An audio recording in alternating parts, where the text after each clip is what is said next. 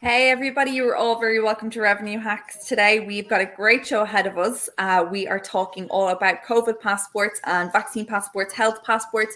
Do we agree with them? Do we not agree with them? Just before we kicked off backstage, we were all getting into a tiny bit of a heated argument, which I really love, and we're so happy that we've brought it to the forefront. As you know, this is Revenue Hacks in association with Raise Up. I am Khristina Quigley. I've been with the team for quite some time. We'll just go around the room just in case it's your first time watching us today. Thibault.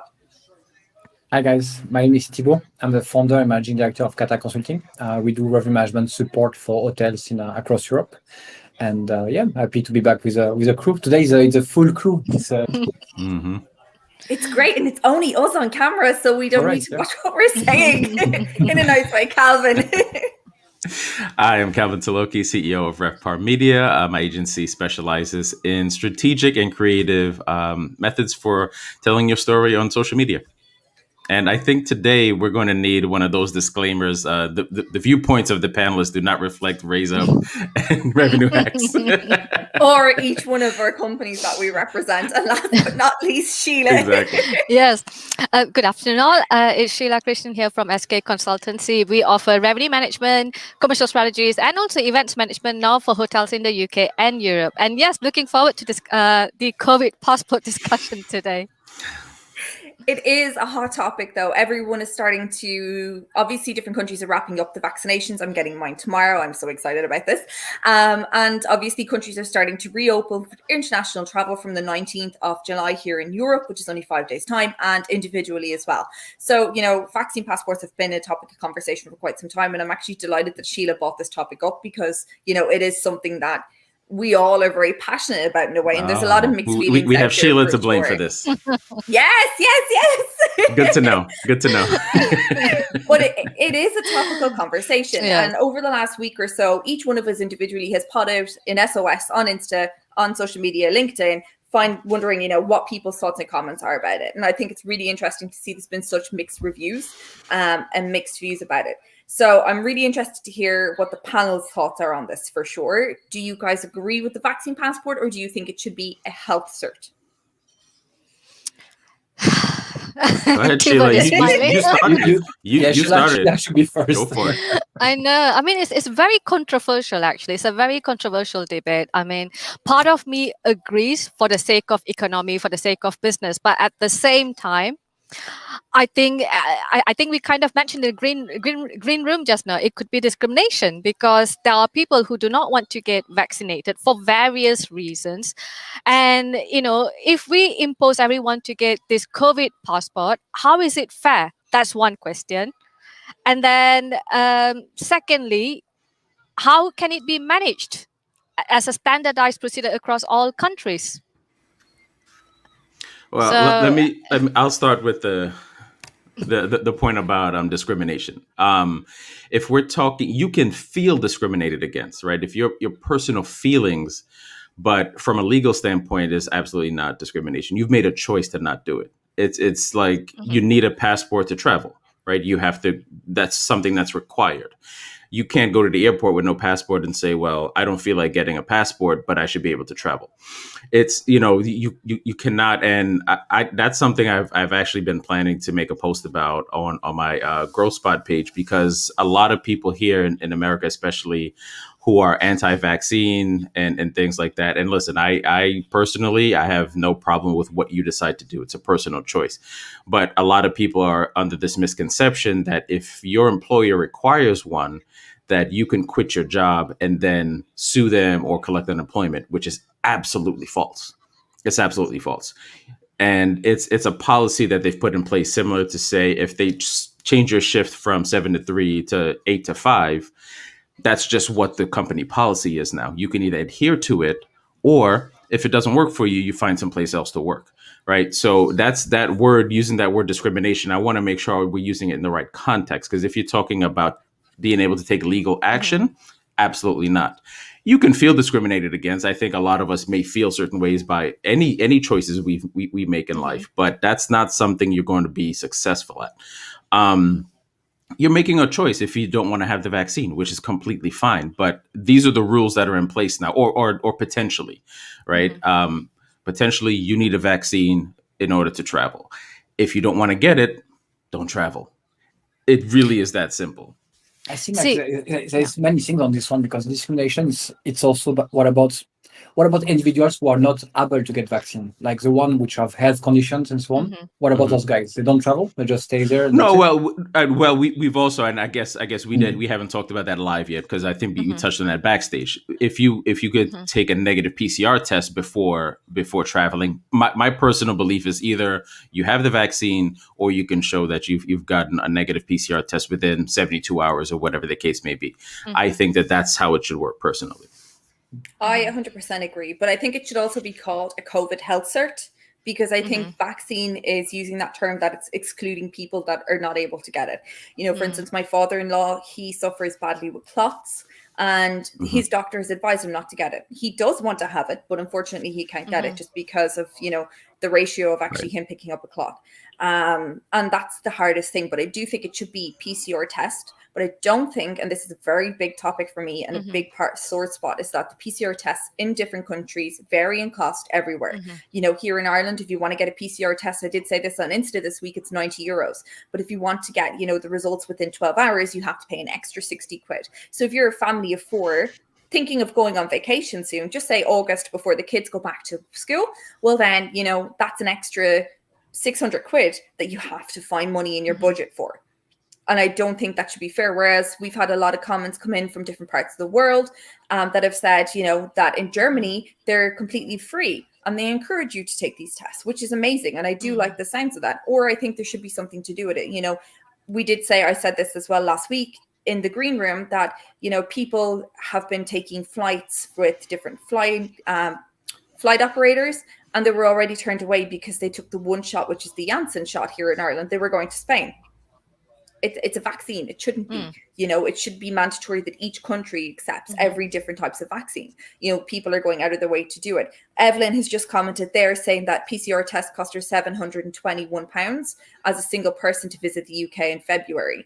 That's extortionate. Yes. And there's no way we're able to claim this back. I think if we're going to be doing this, then if the government wants us to, you know, be able to start using flights again, they should be allowing us a cheaper option at the airport for sure. And I think it should be on the day. Sorry, I didn't mean to interrupt. I thought you were wrapping up, but I'm just smiling because you've got 4 revenue people here complaining about gouging. A little bit ironic. It is, but you know, when we're looking at it not just as, you know, revenue people, because it is putting people off traveling to our countries. So we are relying on international markets, especially in the likes of Ireland, in Dublin, in Galway, Cork, Limerick, in London. Like London is just, it's gone, you know, and when is, you know, our hotels ever going to come back to life? It's not until all these different red tapes are actually gone. And, you know, I actually spoke to someone yesterday that if their family are traveling from Romania and they're traveling to Spain, Portugal, Italy, Bulgaria, they only need to have an antigen test, and you can get that for free at the airport. And it like Calvin, you did mention the word consistency at the start. You know, there's no consistency across the countries at all. I think that's the biggest thing. And, you know, when I raised this question on my LinkedIn page, that was one of the comments that came back to me, was that, you know, what vaccine is accepted, right? You know, this thing has unfortunately become so political in a lot of places that, you know, one country only recognizes this vaccine and they don't recognize that one. So that's going to be a huge problem for trying to implement something like this, is, who recognizes what, and that could get messy. Yeah, I mm, sorry. No, I mean, I think it's the test that's required. So before they travel, they need to prove it's negative. So they're COVID negative, then they're allowed to travel. But then, I don't know, implementing COVID passport, I think that's a whole, I mean, like I say, it's about consistency, managing the database, and then there could be fraudulent. People could now create passports, fake passports. So there could be fake COVID passports, which is Right. even worse. Well, I told you backstage, I seen someone yesterday get fake COVID forms. These people are totally anti-vax, have been totally anti-lockdown at all the lockdown protests, and I seen them pay money for vaccination forms yesterday. And that was a huge kick in the teeth for me, that someone is supplying these. They're fully valid. They look like the card that you get. And I was like blown away. I'm sorry. I don't think now, obviously they're coming out with this PDF or a, printed version of this new EU green cert. And anyone who's been fully vaccinated here in Ireland received theirs last night or else today by email. So, they have this cert now that they will have to produce to go to indoor hospitality. Indoor hospitality hasn't returned here in Ireland. It has been a huge topic of conversation. And now it's only coming back for those people that can actually show this vaccination cert rather than the cards. So people who are buying these false cards won't be able to get in, because you must remember as well, the batch is tied to your name, which is also tied to your personal security code. I don't know if it's the same in different countries, but here in Ireland, it's actually tagged to your personal security code. So they're going to be able to trace it back again. And there's going to be a €2,000 fine per person. However, will they have the amenities to be able to do that, to go back and check batch versus number? I don't think so. Thibault, I just see you smirk.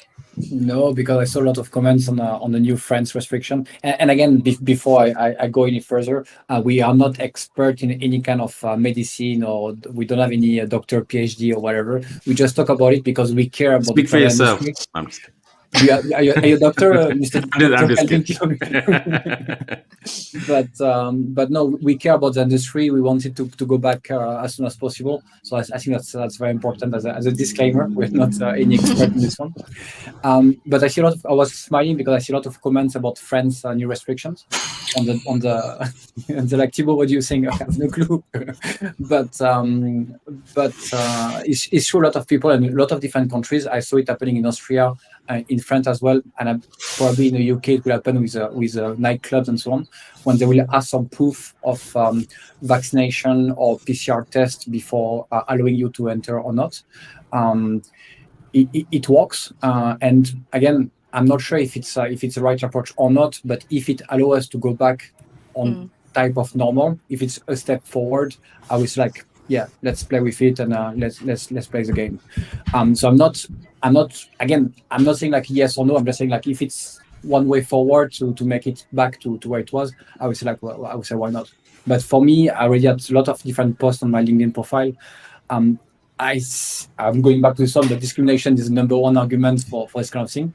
The variance, because today we have the Delta variant and you have another one, but tomorrow you may have another variant, and then you need to go back to do another passport or another sanitary pass. So it's very relevant today, but in a few weeks maybe it will not be relevant again. So that's very, very important to have this kind of stabilization to make sure we go back on track.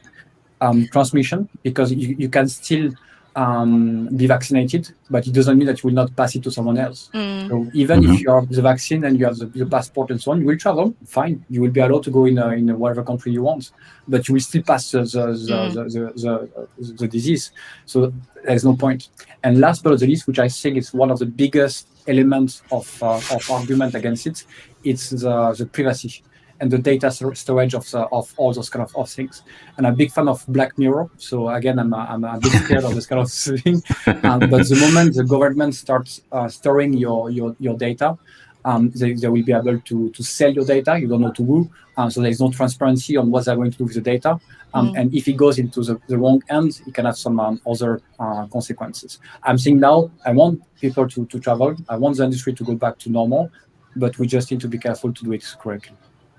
I love how you mentioned data and privacy, right? And my husband, who's a data protection manager, must have heard you outside because he literally just walked into the room and walked back out.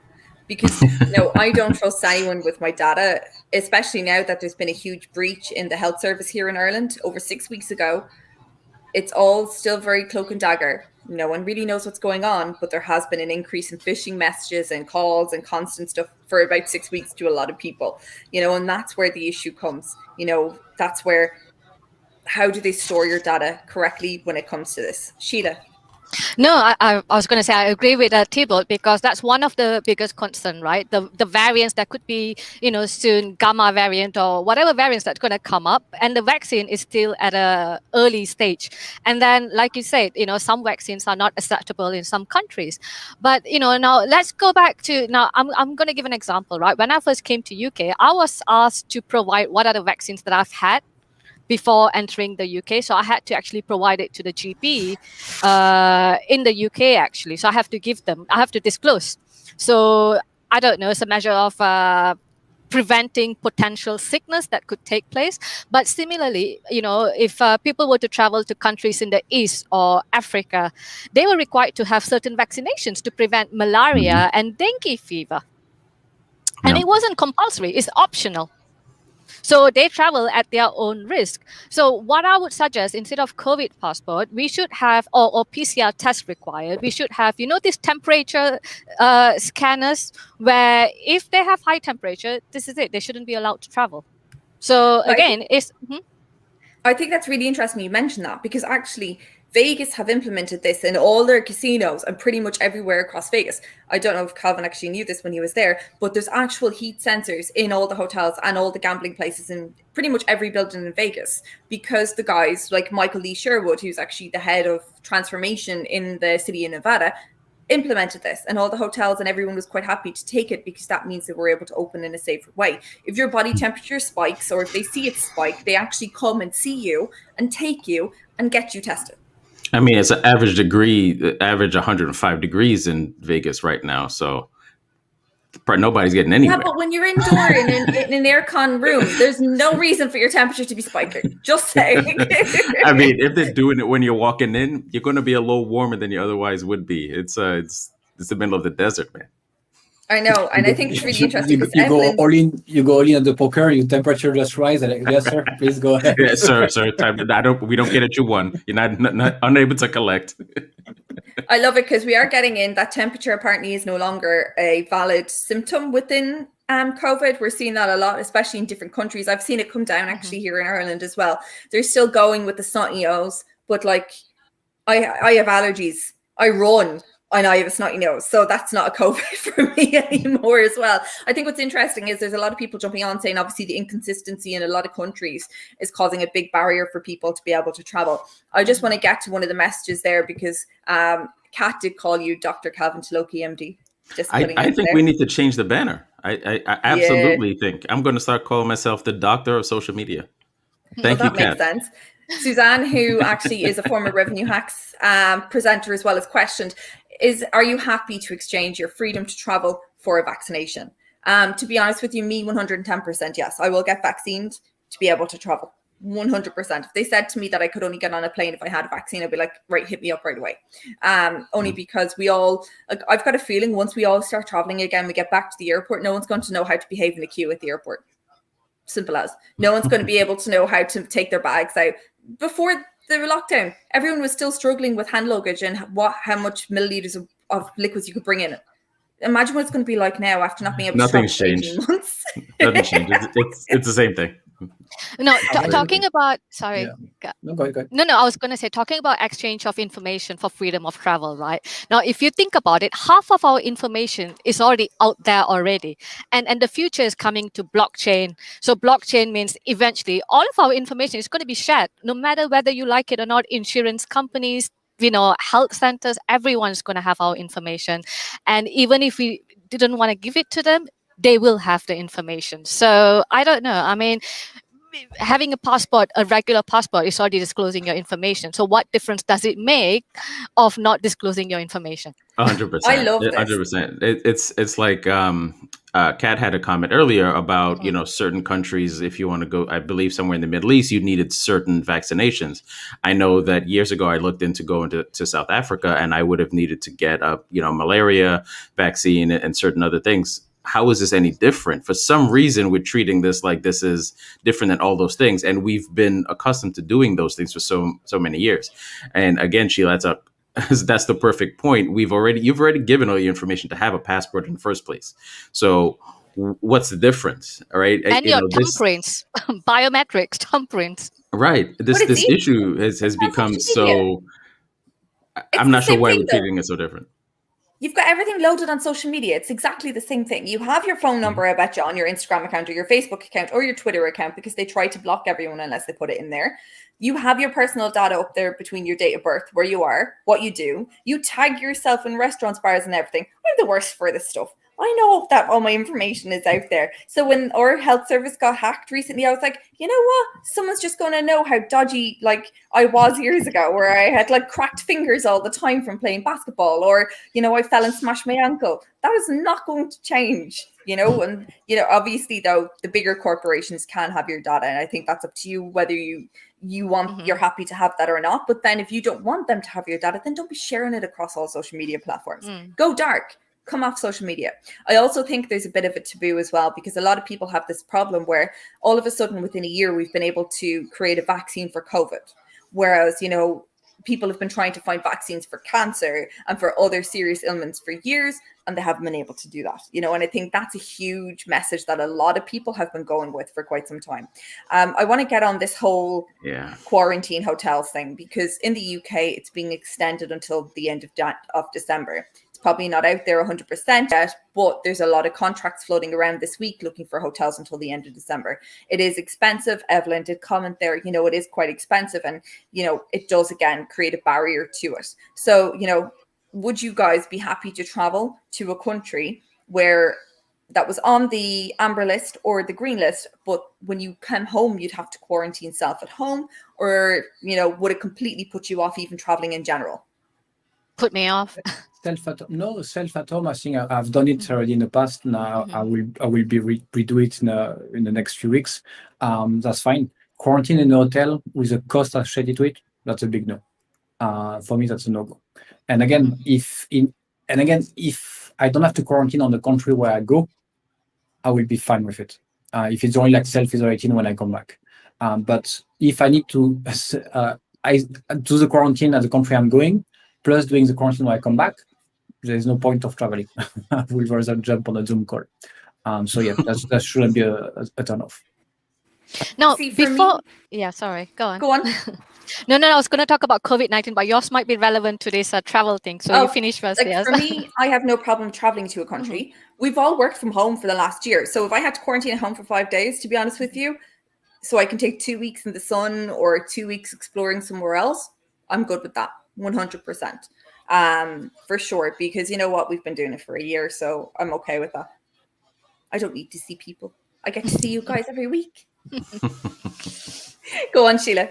No, well, in terms of the quarantine, I think I agree with like Thibault. You know, if quarantining in my own home, I'm okay with that. But, you know, not having to pay extra or quarantining at the hotel that I'm traveling, that's unacceptable, because then I have to then book a 1 month holiday, then 2 weeks quarantine and 2 weeks to have a holiday. So it becomes unaffordable. Now, I was going to say, because before COVID-19, we had MERS and SARS, and we've been allowing all the Japanese, the Chinese, the Korean to travel. And we've been managing it. So why can't we have COVID-19 to be managed similarly? In what sense? Allowing travel. I mean, of course, I think it's difficult to manage the transmission of these new variants. That's the challenge. But I think travel shouldn't be restricted to people. Travel should be allowed. I know, I'm struggling. No, I think travel should be allowed 100%. I think actually international travel should resume. However, I still believe in the traffic light system, but I think it's down to people and their common sense. That's what I wanted to say, yes. Don't be the person that brings a variant with you somewhere. If you are not feeling well, you have a sniffle, you have a temperature, it's like going to work right now. Don't go. You know, you're putting other people at risk, even if it's a mild cold. You know, because a mild cold for you can be something drastic for somebody else, because you don't know what their health is like. You know, and I actually, you know, they're saying obviously come Freedom Day in the UK next week, which is only 5 days away for you guys, that there's going to be, you know, some people won't wear a mask again. Other people want you to wear a mask, like on the tube. For me personally, I would wear a mask on like transport and everything like that. It's been part of my life for over 18 months. I don't mind it. And I did say this a few weeks ago. I would like to think that people who are ill will take that with them going into it, follow the Asian culture, that when you're not feeling well, wear your mask so that you don't spread your nasty germs anywhere. Because I'm not going to lie, I have loved the fact that this whole time, even though COVID's been going around, I've been sick once. I've been really sick once, and that was in January. Other than that, I haven't been sick. Yeah, I think that's a great point, and that's I think in addition to, okay, whether you're vaccinated or negative PCR test, if you want to get on a flight, I think we should all still be wearing masks regardless. I think that should remain on a flight. I can, Khristina talking about Vegas years ago, my company, we went on a company trip to Vegas at the end of the year. We got back on, I think flew back Friday, Saturday. Monday, half the company called out because everybody caught the flu on the flight. Because somebody on that flight was sick and the entire company was out on Monday. So like you said, it could be something as simple as that, as a common cold or a flu for someone that impacts somebody else worse. But, if we've, got our face coverings on, that probably doesn't happen. I mean, I can see for me, Thibault's like, he's quiet and he's holding his lips. Yeah, because sometimes I find it like completely ridiculous to be able to avoid the quarantine if you travel for business, for example. So like business travelers, they can not quarantine at all just because they do business. So you have few things like this which I don't understand. And the same with okay, you got the horrendous event last week, or was it this week, or the final of the Euro Cup, and you got 60,000 fans all together. Either I don't understand why it's allowed and then you cannot board on a plane. I don't know. You have few things which I don't understand. Something which are allowed and some other which are not. Well, but there is no. Goes back to that word consistency, right? And that's the issue. And if we're going to implement rules, to implement them. If not, then just go back to free for all. You know what I mean? You might as well, because if that's good, or people are being forced to quarantine. But then, 50,000 fans could beat each other up at the end of the match because, they didn't like what happened. Are we allowing this to happen? So 100% right. That was a huge kick in the teeth anyways, allowing that amount of people into one space. It's right. Just crazy.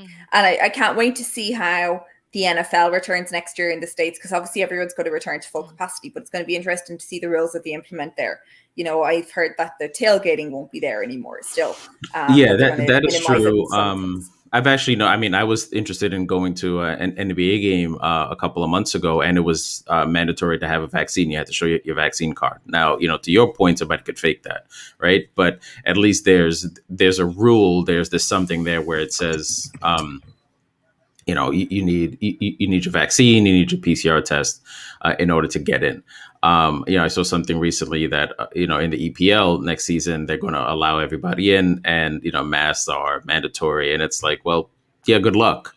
Right. I mean, they may wear them to get in, but as soon as you get to your seat, nobody's wearing a mask for the whole match. I would say maybe 15% of the people in there will do that. So it's going to be interesting to see how you enforce something like that. And again, it comes back to that word consistency, right? Are we doing this? Are all stadiums doing it? All cities doing it? Are they all going to be as rigid and in enforcing the rules? That's the problem. I think what's really interesting is that Dylan, who's actually a Fairfield by Marriott general manager, fully agrees with us, because he's after commenting there, for the past year, sneezing and coughing in my hotel's public areas were at a minimum. Since mask restrictions have been alleviated in my state, we've seen the reintroduction of public area sneezing and coughing. And the first time I've noticed it, I was taken back, because we've grown accustomed to the lack of cold and flu. Do we think that, I think it's a fair thing. I love the fact that, you're no longer spraying your germs everywhere. I was never a germaphobe. I'm still not a germaphobe, but I just don't want to be sick. I've made a conscious it's just decision. made you hyper aware now, right? Yeah. Because we've all been forced. Yeah. I have a stepdaughter, and she's been told she's not allowed to come here whenever she's sick, because, I don't want it. I don't want it. I would have caught a cold in Africa years ago when I was traveling. Trust me. that's how like crappy my immune system is. But I just want to avoid it now. I think it's more like manners. The Western culture is like this, meaning like we are not really used to this kind of thing. In Asia, the moment you cough, you can be sure the next day they come back with a face mask, not to protect themselves, but to protect you. While in Europe or in the US, they just spit on you and then you whatever. So it's a totally different culture, I believe. But this kind of trend was already happening in Asia, and I believe now we are aware of this kind of situation, and I believe we will be more conscious of the germs and the bacteria moving around. Not saying like 100%, but I think like there is kind of aware which is improving. I believe. Yeah, I mean, I think, kind of tying in what the show is about, right? Hospitality and travel, and that's the great thing about that is you embrace different cultures and you learn about different cultures. So hopefully, the rest of the world has learned that, and more of us embrace that, and more of us, say, hey, listen, if I'm feeling sick, I'm either going to stay home or maybe I'll throw on a face covering if I need to be out and about to people. Hopefully, You were saying like the employee, the office birthday cake. Happy birthday to you. Happy birthday to everybody. We all going down. Yeah, cupcakes only now. Moving forward, cupcakes only. I literally was about to say that. Or donuts. Oh, donuts, yes. Yeah, donuts. Lemon meringue donuts, to be exact, or coffee donuts. They're the only ones that are acceptable. I want my candles, so cupcake or not, you're gonna have a candle on it that I'm blowing out. You can go into the bathroom then and blow out your candle on a cupcake yourself, because that's exactly where it should be. But let's come back to PCR testing, COVID passports, and everything to do with hospitality, in particular indoor hospitality. Calvin, what is happening in the States? How are you guys managing indoor hospitality? Because I know that each state is different. I know that some states are fully wide open. There's no need for a mask. And then other states are a little bit more stricter. Yeah, well, I mean, I can speak for here in California, which I think most states that I know of, or most cities I've been to recently have been. It's open. They basically tell you if you're vaccinated, you don't need to wear your mask. Again, it's the honor system basically, right? But if you're hopping into an Uber or something like that, obviously if you're going into the airport, you're hopping on a flight, masks are necessary for everyone, which I feel fairly comfortable with. I'll be honest, I haven't been wearing my mask for a few weeks now. I do wear it if, again, I hop in a taxi, an Uber or something like that. Or, sometimes you're walking into a place that might be a little crowded. It's like, you know what, I'm going to grab it now. So again, I think the awareness is there for all of us. But I believe, I'm in LA. I know New York has been like that. Chicago was like that when I was there. Austin, I was in a couple of weeks ago. And I think most of the country is like that right now. But sometimes it's impossible to wear the mask all day. So like I was working on some events, like wedding events, and it's like 12 hours, 10 hours. It is impossible to wear the mask running around. And I had to take them off despite people around me. Otherwise I feel I'm going to faint anytime. So it is going to be a challenge actually when it comes to masks. But I think, like in crowded spaces where like the public transportation, things like that, I think we have to. But then, in an environment where you think it's safe and, you're able to carry out your task and you're not going to spread the germs, and I think people should be allowed to not to wear the mask.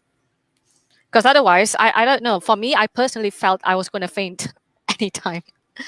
So I felt like, it's already because you're stressed, running around, doing things and everything. And then this mask there, talking to people and then having to breathe because you're running around between one spot to another spot. It is impossible to wear the mask. So it has to be suitable for your work as well. Yeah. Yeah, I think it's interesting is that, there's a lot of different variations as well out there. There's the surgical ones and there's the cloth ones. I actually have some really cool cloth ones that are very breathable. It's almost like when you take a breath, it's actually going into your mouth. But, it's really suitable for when you're working in them office environments or you're on the road and you're meeting people because it still allows you air. But yeah, you're right. It does come down to the nature of your role. Calvin. Oh, you were going to say something, so. Oh, no. I was just going to make the point. At the end of the day, it comes down to your choice, right? If you're vaccinated and you don't want to wear a mask now, then that's up to you, right? I think this topic has become so big. We're making it like as if we haven't made these types of choices all the time, right? When you get in your car, it's your choice to put your seatbelt on if you want, right? It's better if you do it, but you don't have to. You can get a ticket if you don't have it on, and somebody catches you, right? It's not, these things are not different. We've been doing this forever, so at the end of the day, your choices are your choice, but there'll be potential consequences for any choice you make. There may be some for those who have gotten the vaccine. We don't know if 10 years from now that's going to have an impact, but that's a choice some of us have made for a short term confidence in to be able to travel and be able to protect yourself from a disease. But 10 years from now, who knows?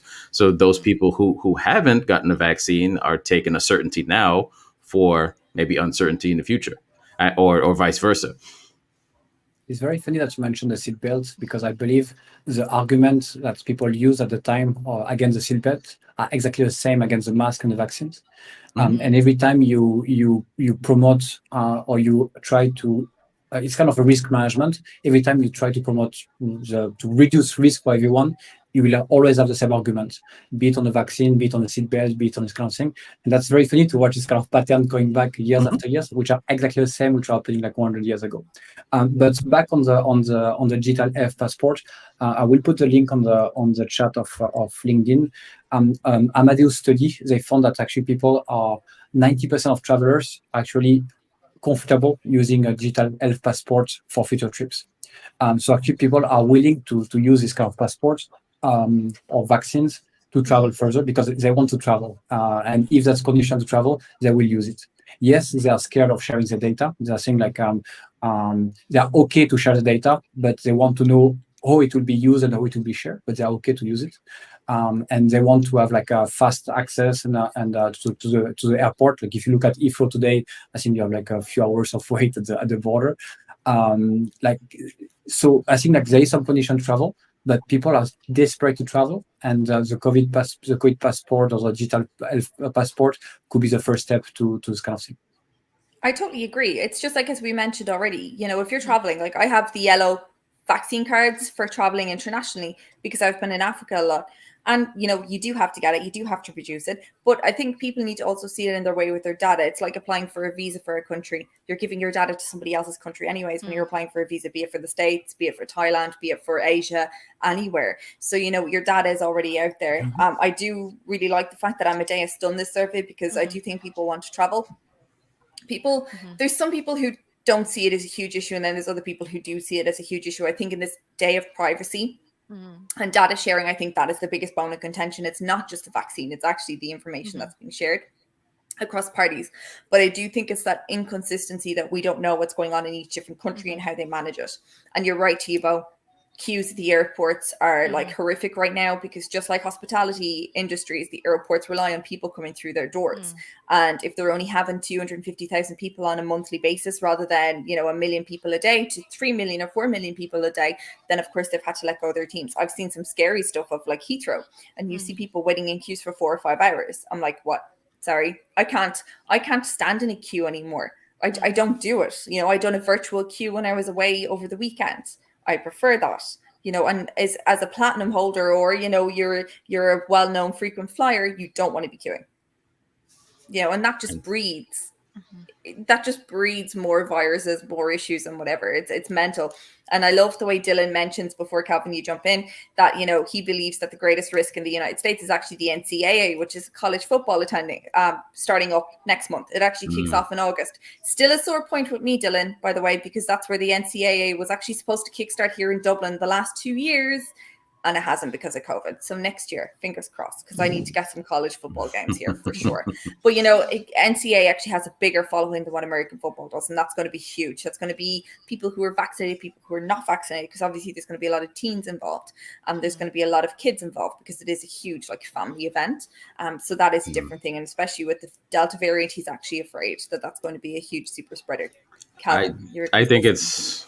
No, I think that's a valid fear, for sure. I think there's going to be risk assigned to reopening anything. We just touched on EPL and others, NFL, other sports, NCAA. Yeah, that's a big one because to his point, a lot of the big programs are in states that were very lax with restrictions, if any at all. So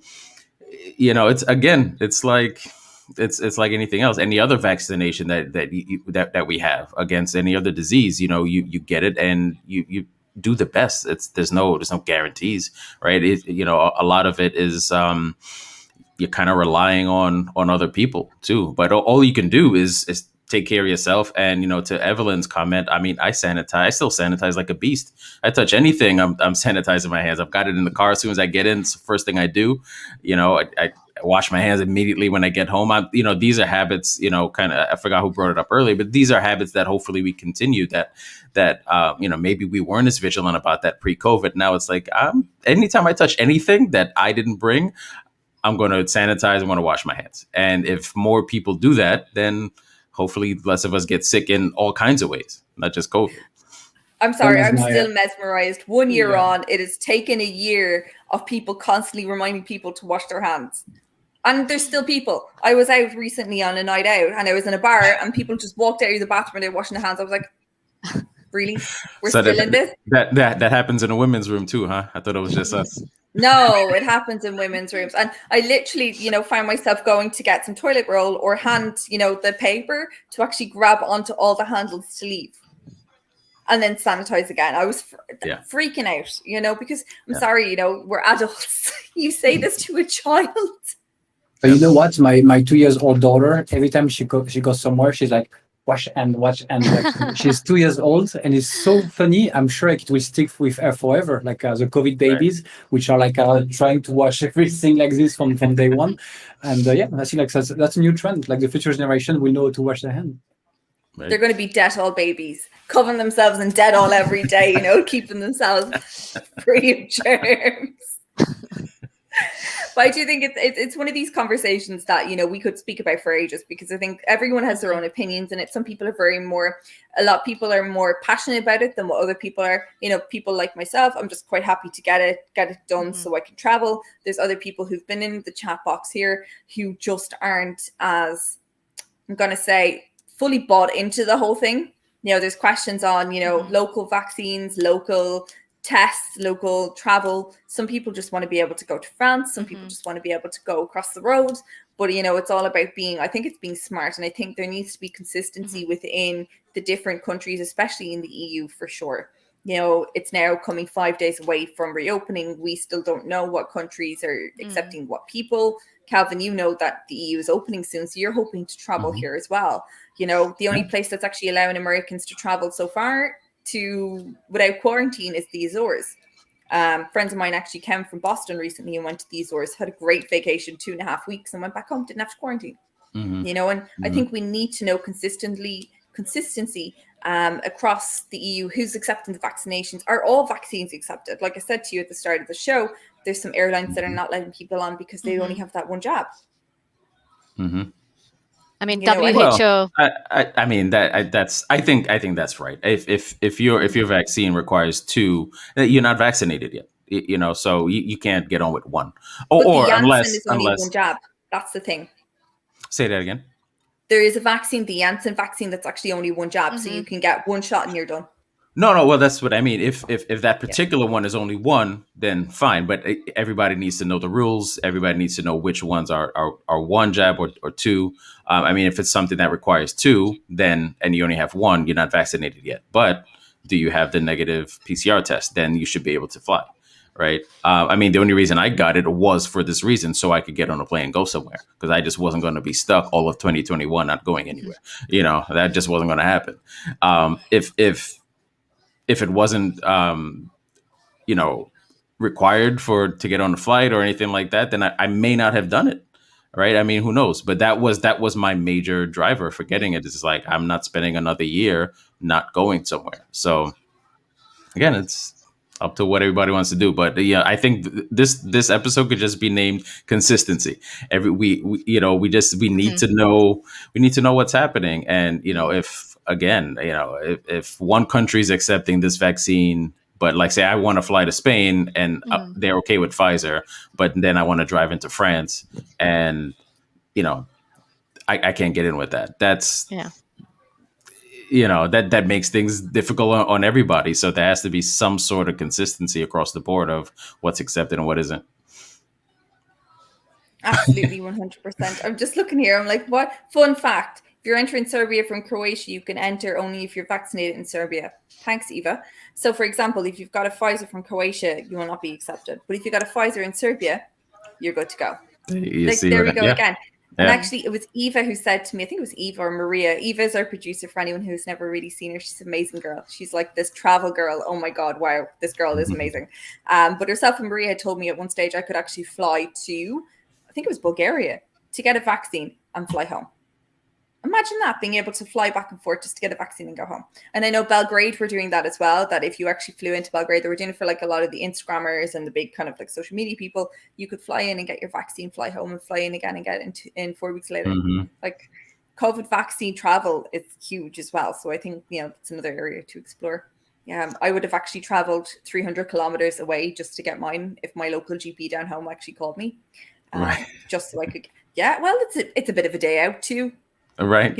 It's a form of travel. It's a form of travel. Exactly. Hop in the car and go straight down. Okay, we are coming to the end of the show. I want to thank you guys for joining today. It's been amazing. We had lots of comments, and it's really interesting to hear how other countries are dealing with it. Like this whole thing with Serbia is just crazy. Eva, just as well you're not going. I can tell you for sure. But now listen, we're gonna keep this campaign going. My guy Dylan is really campaigning for me to go to Sweden and film a revenue hack show or a raise up special. So we're gonna keep that going. Next week I'm gonna have a sign. It's okay. Calvin in Sweden, Marjorie 21. Marjorie is part of the head of Raise Up Sweden. So all you need to do is get in touch with Marjorie. Done. All right, Dylan. We're making it happen. Marjorie's coming to Ireland. I'm so excited. Marjorie's coming home at the end of the month. And actually, there's 1 or 2 more people coming home, I know, at the end of the month. So I was going to make a bad joke for the English there. Marjorie's coming home, but football isn't. Sorry, guys. Well, yeah. That's the end of this episode. Thanks to Calvin. See you next week. So Sylvia, you guys know Sylvia very well, just like I know Sylvia very well. I literally was screaming down the phone at her when that goal went in. As soon as that equalizer went in, she got a woohoo from me. And I actually think the poor girl's phone probably broke with the screen. I'm sure she was. Yeah, she was knee deep in it. Oh, look at Evelyn Hamilton. I'd love to meet you in Sweden as well. Oh, yeah, Calvin, I can't wait. We're making this happen. I love it. I might have to travel for work. Or we have an office in Stockholm. So I'm like, oh, when can we all do this? We'll just all go because obviously we know people now who work in hotels in Sweden. So we're all sorted. Okay. On that note, before we start planning all these things, look, Evelyn, I'll let Marjorie know. I love it. Poor Marjorie. She's on vacation. She's on 7 weeks vacation. Her phone is going to blow up later on today. She'll be like, what is going on here? I didn't spearhead this 100, well, maybe, but yeah, what can you do? Right, guys, on that note, thank you so much. Sheila dropped off a while ago. So Sheila, if you are trying to connect or you've reconnected and you're looking at it from the outside, it was great to see you again this week. Join us next week for another Revenue Hacks. It's hard to believe we're coming almost into August. It's going to be crazy. Just a reminder, the last 2 weeks of August, there will be no Revenue Hacks shows, but we'll keep you guys in the loop, obviously, before that. See you all next week. Thanks, everyone, for joining. Bye, guys. Cheers, guys. Bye-bye.